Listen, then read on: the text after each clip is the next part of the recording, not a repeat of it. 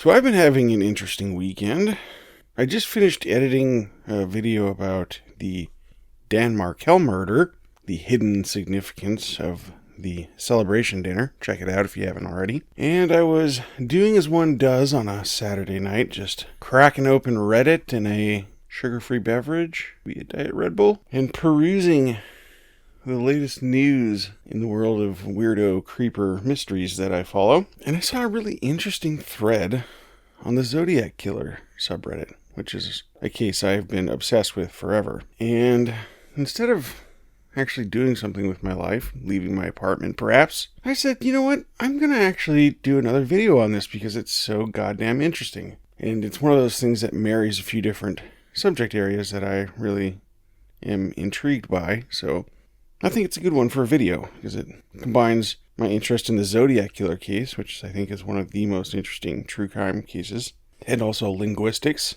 also history of the English language and Elizabethan English from, the era of Shakespeare. Early modern English, I think is what they call it.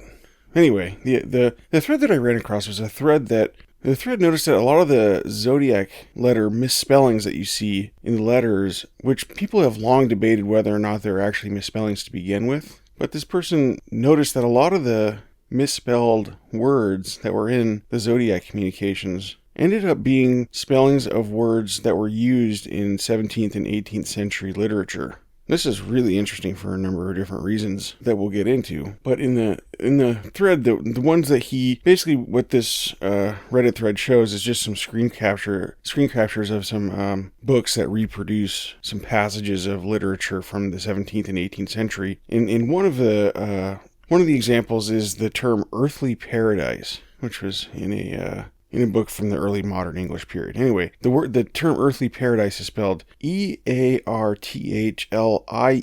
and then P-A-R-A-D-I-C-E. Paradise, spelled like Zodiac spelled paradise, incorrectly P-A-R-A-D-I-C-E. And people have long speculated that this might be like a pun for like pair of dice, some sort of thing indicating like a game of chance. It's like another theme that's prevalent in some other Zodiac communications, like the Wheel of Death and that sort of imagery. That misspelling of paradise is one of those things that people sort of look out for in old comic books and stuff like that as a possible hint that something might be related to Zodiac.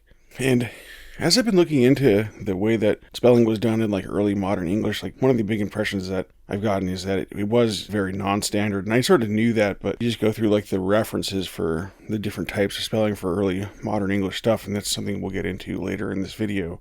You start to see that there was like a lot of different variation in spelling, but roughly consistent along different sort of lines. Like there might be like sort of regional spellings.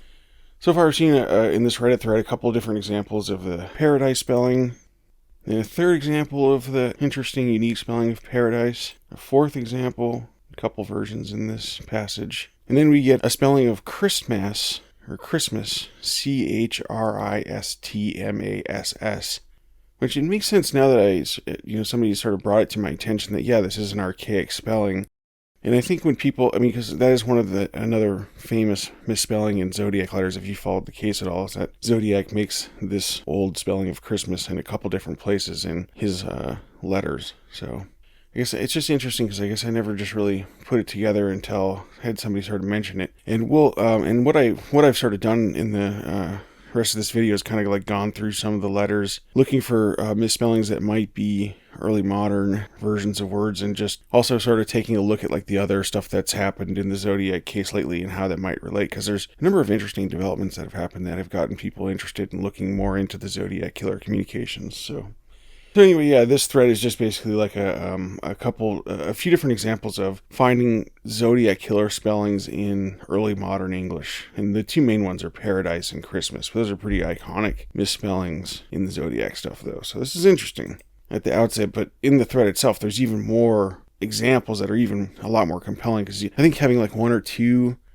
words that Zodiac misspelled that were like maybe in early modern English misspelling wouldn't be that interesting, because there's, like I said, so many different ways that words were misspelled back in the day. But if there's like a consistent pattern then that starts to get really interesting. Like, let's say if we find out that Zodiac uses words from like a very specific era in all of his communications that are deliberate misspellings, and that gets me pretty excited, because that means maybe these words are coming from a key text. Like maybe all of the words that Zodiac is using in deliberately misspelled words are coming from like an older version of the Bible or something like that, and maybe they have like a hidden meaning, like they relate to like a page number, or there's just different things they could mean in terms of code that are pretty exciting if you want to start really going down the Zodiac rabbit hole.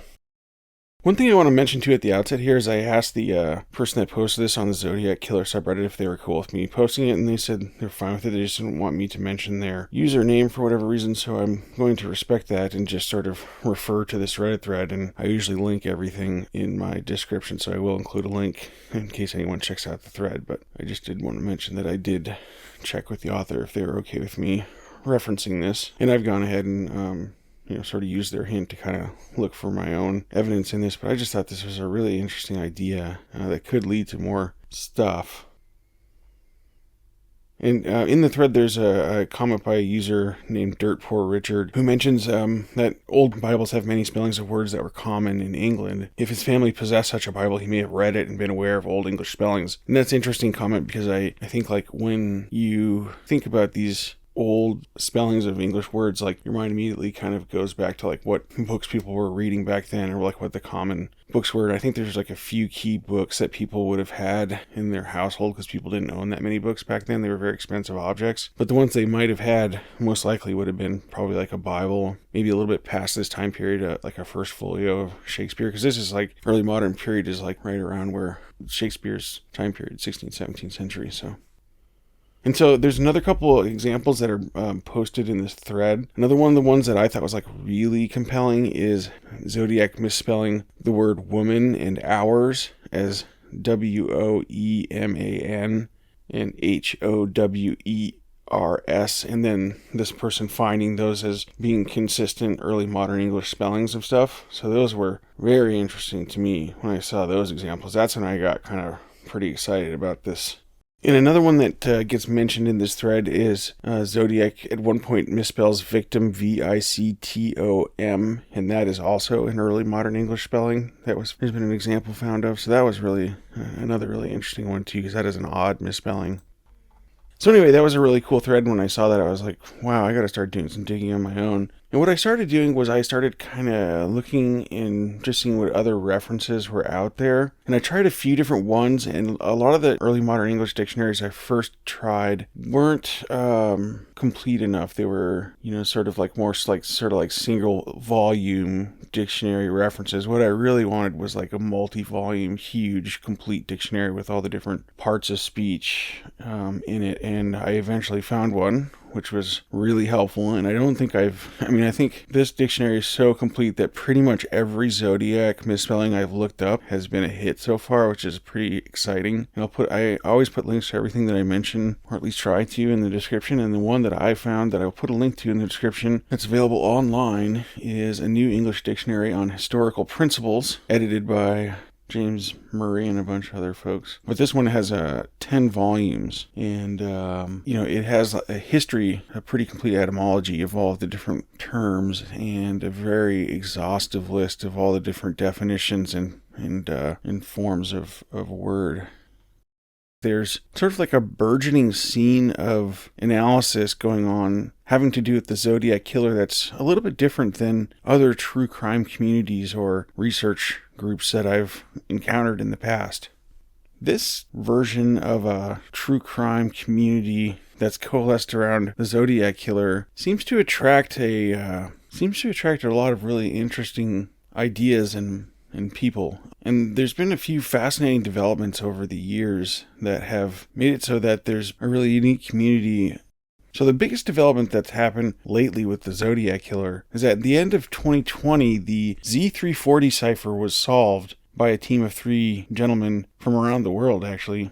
David Aranchak was from the U.S., and Jarell van Eyck was from Belgium, I believe, and then Sam Blake's from Australia. And so these 3 guys used a combination of computer skills and math skills and linguistic skills, and they were finally able to resolve the Z340 cipher which was a famous unsolved cipher that Zodiac had sent in the mail to newspapers. And pretty amazing that even in the era of computers, it took over 50 years to solve. So that's on sort of like the more math and cipher side of the Zodiac case. And that is one of the big features of the Zodiac case that a lot of other true crime cases don't have, is that it has a cipher element. And there's still a couple unsolved ciphers that are involved in the case, and that sort of brings a different sort of math element to it than a lot of other true crime cases don't have. But there's also like a burgeoning sort of literary analysis scene around it, and there's been a couple developments on that over the years. It's sort of been accelerating. Just over 10 years ago now, a user named Tahoe27 posted a discovery on a message board about finding a very similar motif in a comic book that was used in a Zodiac communication. And this is called the Wheel of Death motif. In the comic book, there was the cover of the comic book, and inside the comic book has a story involving this plot device or prop called the Wheel of Death, which has these different options on it that you spin to receive your fate. And some of the options on the both the Zodiac card and the comic book Wheel of Death were by rope, by gun, by knife, by fire. So there's enough overlap there, and it's a specific enough motif or imagery to make people think that there might be a comic book connection to the Zodiac case. He might be sort of like a nerd or somebody that's really into comics or that sort of thing. And there's a couple other things about the Zodiac case that lead somebody to that sort of interpretation, that he might have been an early media geek. And the other one is that in one of his communications, he quoted the Mikado, and I think the final conclusion has been that it was a version of the Mikado that was like a parody version by the Grouch Brothers or something. But anyway, he was a guy that was familiar enough with like musical theater to seem like he was like a Gilbert and Sullivan fan. Somebody that was familiar enough with comics where he seemed to be using imagery or a motif from like a back issue of a Western comic book from the 50s, which had to have been pretty obscure in the late 60s. Like, there weren't that many people that collected comics back then. So these were a few interesting little details that people had been slowly figuring out over the years. The Zodiac is one of the reasons why it's such a fascinating case, is because it's unsolved, right? And it has all these weird filmmaker movie-like qualities. This person, a serial killer, taunting the press and sending ciphers that don't get solved for decades, and possibly referencing media. So there's all these things about the case that sort of lend itself to it being a famous, interesting case that catches people's imaginations. And of course, there have been a number of movies made based on it. Following on the message board posting by Tahoe27 and the discovery of the Tim Holt Western Wheel of Death comic book connection, and the sort of Zodiac as a nerd comic book geek hypothesis. Following on that sort of intuition, an author by the name of Jarett Kobek, within the last couple of years, had released a 2-volume set on the Zodiac killing. They're some of my favorite books that I've read in the last handful of years. I will put links to the description in them.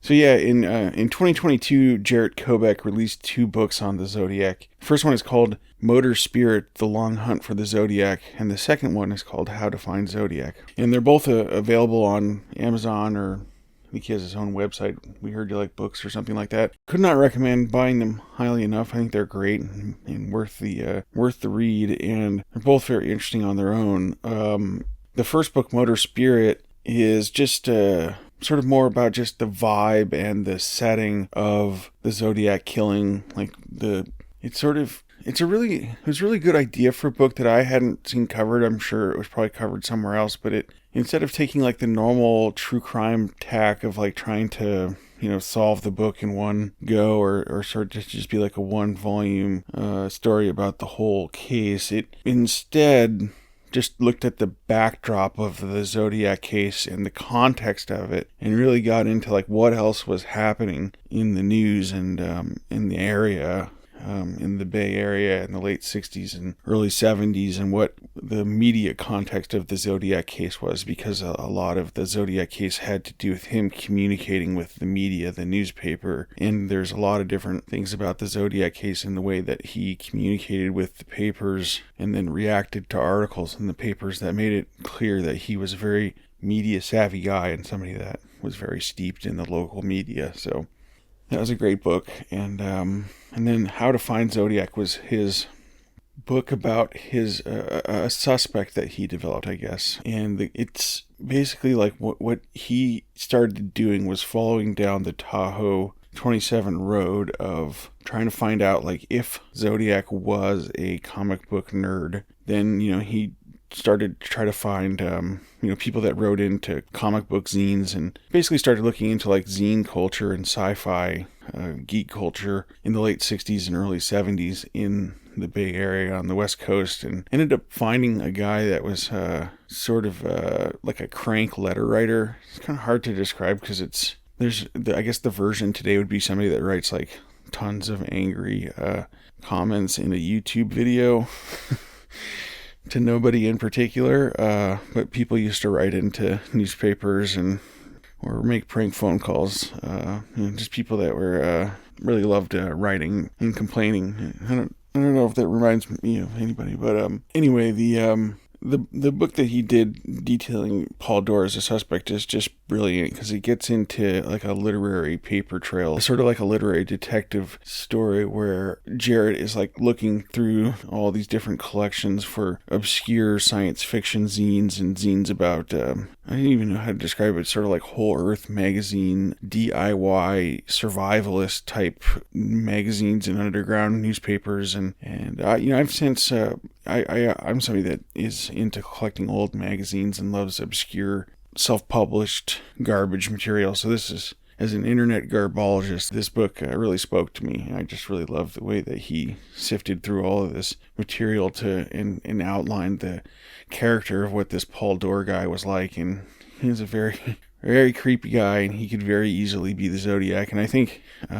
I agree with Jarett Kobek's conclusion, which is that he's not convinced whether or not this guy is or isn't, but it's just sort of more just like a roadmap or a thumbnail way of showing, a new way that you might end up developing suspects for the Zodiac or other cases. So I just thought it was a really interesting book. Whether or not you agree with its conclusion, I thought it was a fresh approach and an interesting take. And when you think of somebody like Paul Doerr and this new wrinkle with the Reddit thread where somebody finds these connections to early modern English and misspellings, it has like a sort of delicious irony where you can envision somebody like Paul Doerr putting in these things that look like deliberate misspellings or misspellings, so people either think he's dumb or think that he's like trying to be smarter than everybody else by making himself look dumb. But in reality, it's even on another level than that. Maybe he's hiding a code in those misspellings, or that they're all early modern English misspellings. I mean, I think he would really love, I could just picture somebody like Paul Doerr finding a delicious irony in the fact that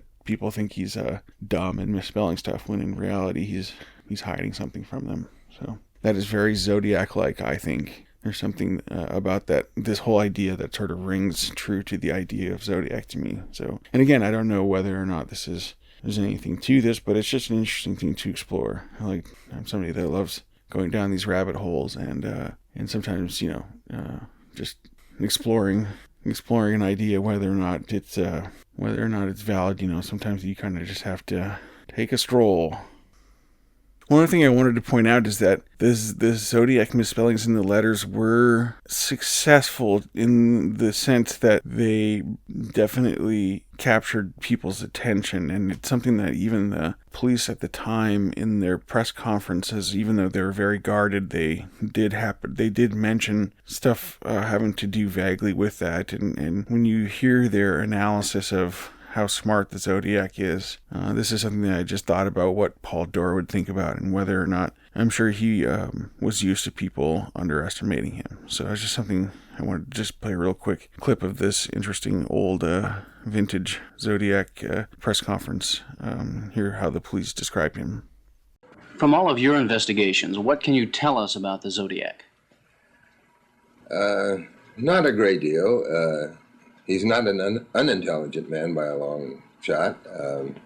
His paragraphing, his phrasing, his punctuation is very good. I'm sure he has deliberately misspelled words in an attempt to lead us to believe that he's illiterate, but in so doing, why, he's led us to the point that we believe just the opposite. So after I looked through that thread and saw some of the examples that people came up with of the words that Zodiac misspelled and possible connections to early modern English variations on spellings, I decided to go to look at the letters myself and see if I could find any other ones. And so I looked at the different letters they have posted at the Zodiac-killer.com. And one of the first things I noticed is that there are more misspellings than I remembered. I thought that there was a few. There's a ton. And I actually kind of got like... it took me, a couple hours to list them all because I was going through them pretty carefully and then referencing them against different old early modern English dictionaries. So it took me a lot of time to sort of parse through all the different versions of spellings, and some of the copies of the actual letters aren't that great, so it's kind of hard. Some of these I'm sort of guessing, but I'll show you where it's a little bit uncertain. But yeah, I was just surprised at how many misspellings there were.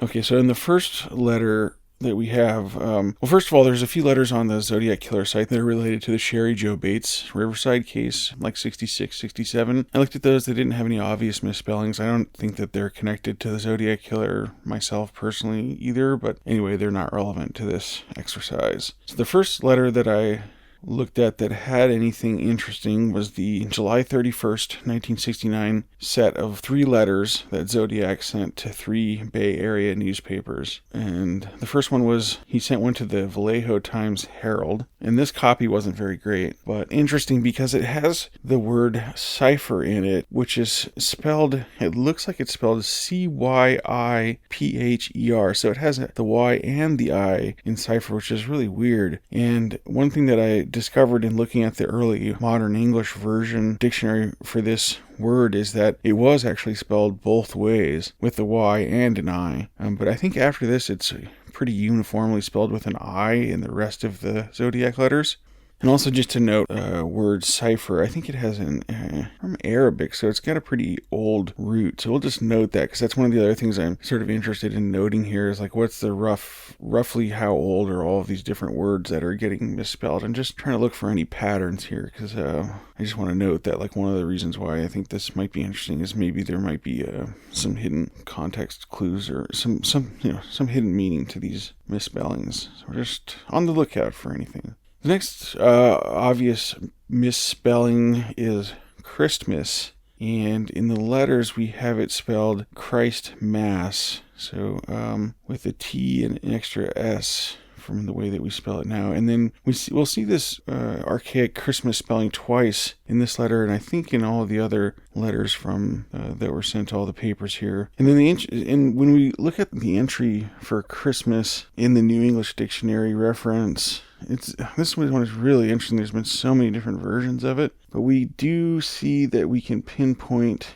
that we do have the exact spelling of Christmass. And we'll see that the reference here says 7 to 8. And I sort of went back and looked at the index of the New English Dictionary and sort of read up about what this different stuff means in the form section. And what I'm pretty sure this means is that this is like means that this spelling was used from 17 to 1800. So you just basically put a 1 in front of that 7 to 8. So I think basically they're saying that was in usage basically in the 1700s and 1800s. So that's pretty interesting.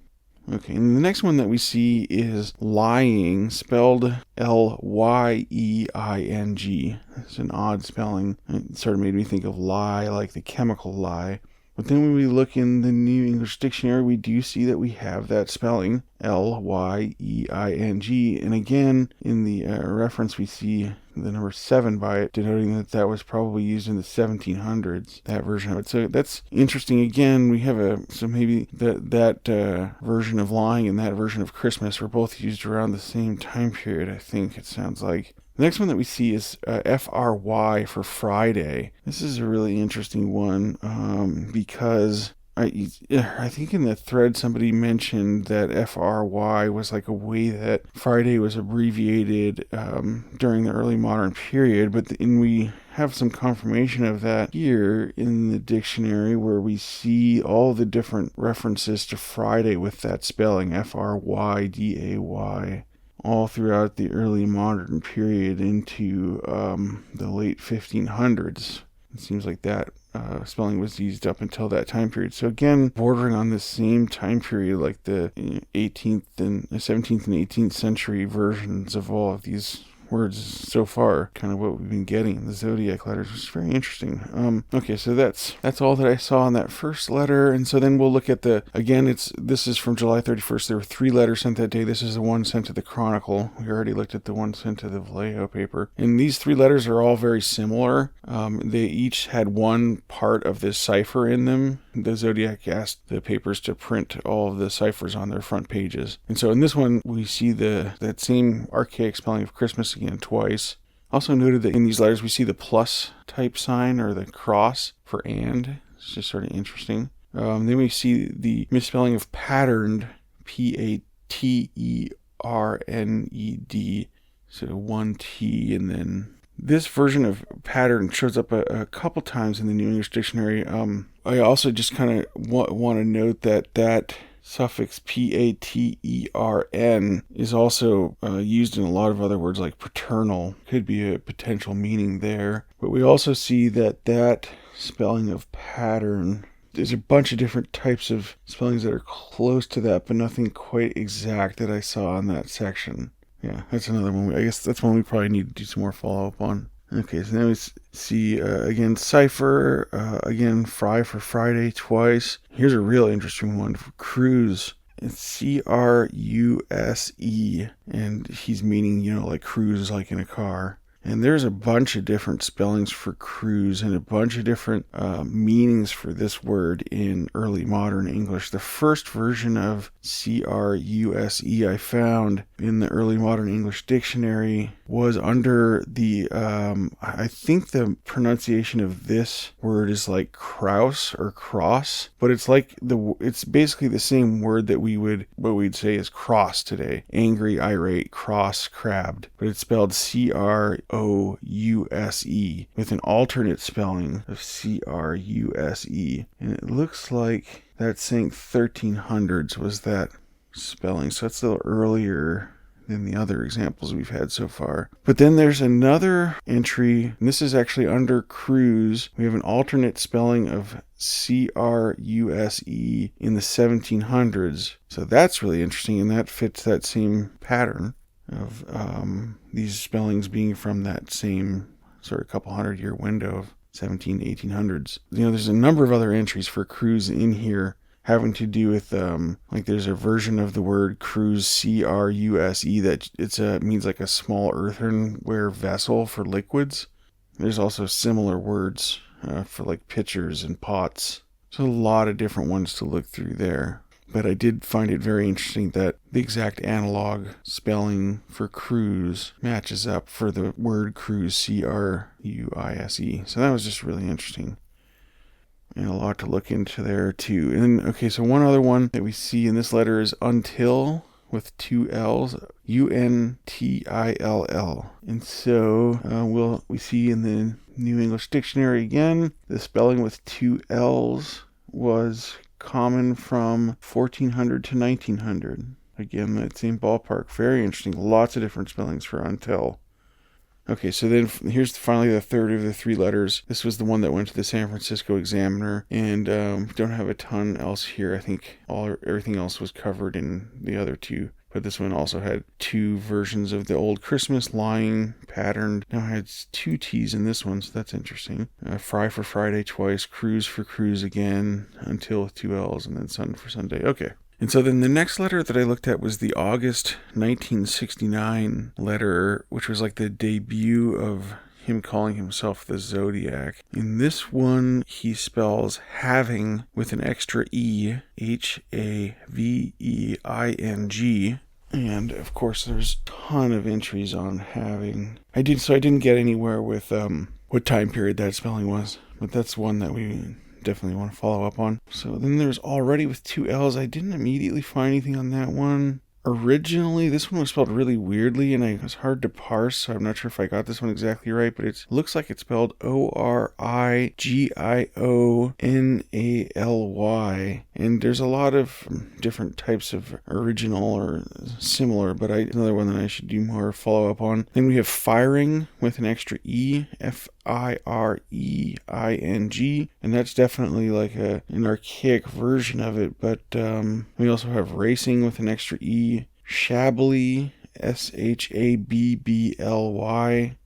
That one was misspelled. And then we have having again with the extra E, Christmas again. Silhouettes, this one was really weird. I really tried to dig for this one, but I didn't get anywhere. But I did find one interesting thing, but the way that Zodiac spells it is Silouets,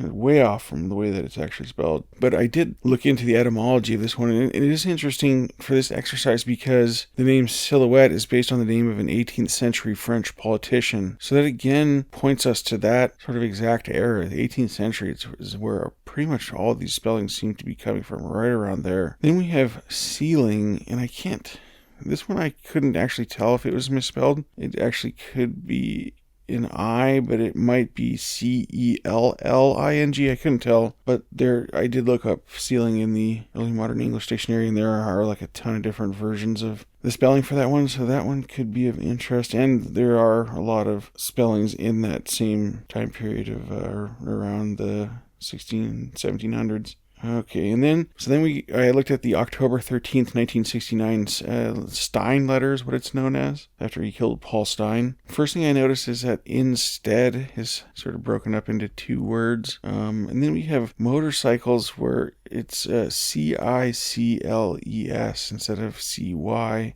And I do see that was a early modern English spelling of cycle from 1400 to 1700. So again, that same ballpark. Very interesting. I looked at the November 8th, 1969 Dripping Pen card. Didn't see anything there, I don't think. I looked at the November 9th, 1969 Bus Bomb letter.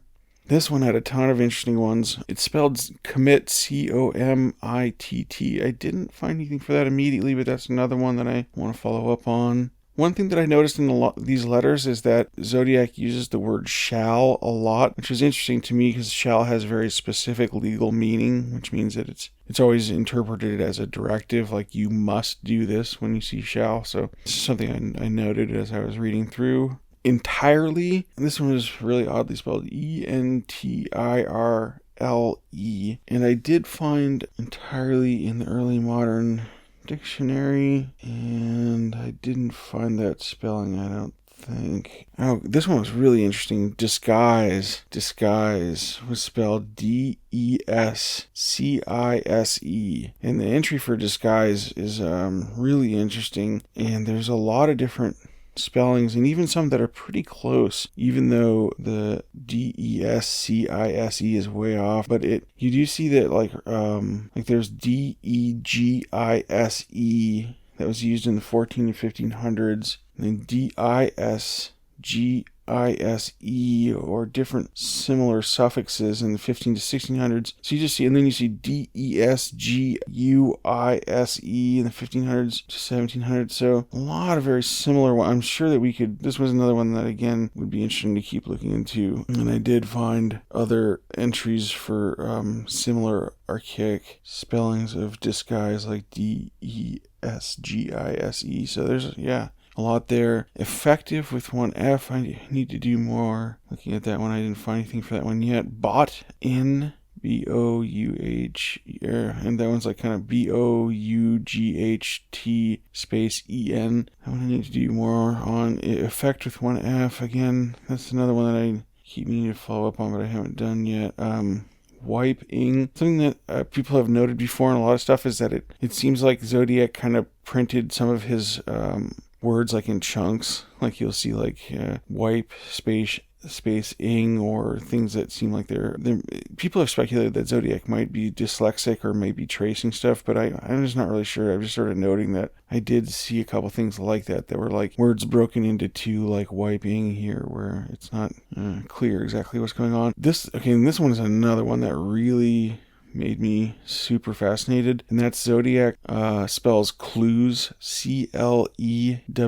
and this is one that I had actually run into fairly recently as an archaic spelling in something else, but this one is definitely the way that it used to be spelled, and clues has a very interesting etymology all on its own that I sort of spent some time looking into. It comes from knitting, actually. The word Clew, the original meaning was the little balls of like fuzz that somebody would form together into like a glob, and so it's like a knitting term, and there's like a lot of terms having to do with like a spool of thread that have to do with like clues or mysteries or like labyrinth, leaving like a thread through something, or the term like leaving a clue at a scene or something like that comes from is that original meaning. And there's also a nautical meaning to like the clue has something to do with like the sails of a ship. It's like the lower corner of a sail where like ropes are fastened is called a clue as well. So there's an interesting etymology there, but the term clue, Clew, like the way Zodiac spelled it, was, according to the New English Dictionary, the way that it was spelled in the 1500s. Again, sort of in that same ballpark. And I found a couple really interesting references on clue, like there's a Merriam-Webster short article on it, and then there's a blog post I found on grammarphobia that got into clue versus clue. Put those links in the description because those gave me a little extra info there. Okay, so the next misspelling that I found was busy with 2 S's, not like bussy, but like busy. This one, of course, was spelled like that, and the New English Dictionary has it as 1600 spelling. So again, right in that ballpark. Then using with an extra E, so U-S-E-I-N-G. Cruising, C-R-U-Z-E-I-N-G. We had that other cruising earlier that we found versions of, but this one too, I found additional examples of stuff. Like I found a letter from John Adams from the 18th century using that exact spelling. So again, same ballpark. In this letter we had cycles, again spelled C-I-C-L-E-S. We covered that earlier. About, A-B-O-T for about. Just need to do that one. Suspicious. This one was really weirdly spelled, and I haven't found anything on this one yet, but it was S-U-P space I-C space I-S-O-U-S. Running, R-U-N-N-I-G. Waving, W-A-V-E-I-N-G. Disappeared, nose, N-O-Z-E. Rubbed with 1 B. Boo-boos. I'm not sure if this is really a misspelling, but I just noted it because it was sort of an interesting word. Positively, that one was broken up. Ventilate with an A in the middle instead of an I. Already, and then machine spelled oddly. So these ones I haven't looked these ones up yet, but just wanted to note those. And there's a ton more. I found more in like the Bell Eye letter too, but I just haven't had time to look all these up because it takes forever to like look up each example. But I just wanted to throw some of these out there and say that there's a bunch more if people want to keep looking at these and seeing. What I think would like be really interesting next step is to sort of maybe make like a spreadsheet or something of all of these different words and looking up New English Dictionary, some other dictionary, just trying to find out when they're in usage, and then just trying to find out whether or not all of these different misspellings might all be common to one book. That would be the holy grail in this little quest, because then we might be on to something. Because then he might be pointing to page numbers. I mean, this might be the key to unlock some really interesting stuff. But even if not, sometimes it's just like interesting to go down this road. Like I've just learned all sorts of interesting fun stuff tonight doing this instead of going out and getting drunk or something dumb. So I'm having fun, even if it's fucking 3 a.m. and I'm still, goddamn, time is just flying by. But this is fun. Hope you've enjoyed, and I'd love to see any other examples you have in the comments. Yeah, thanks for watching.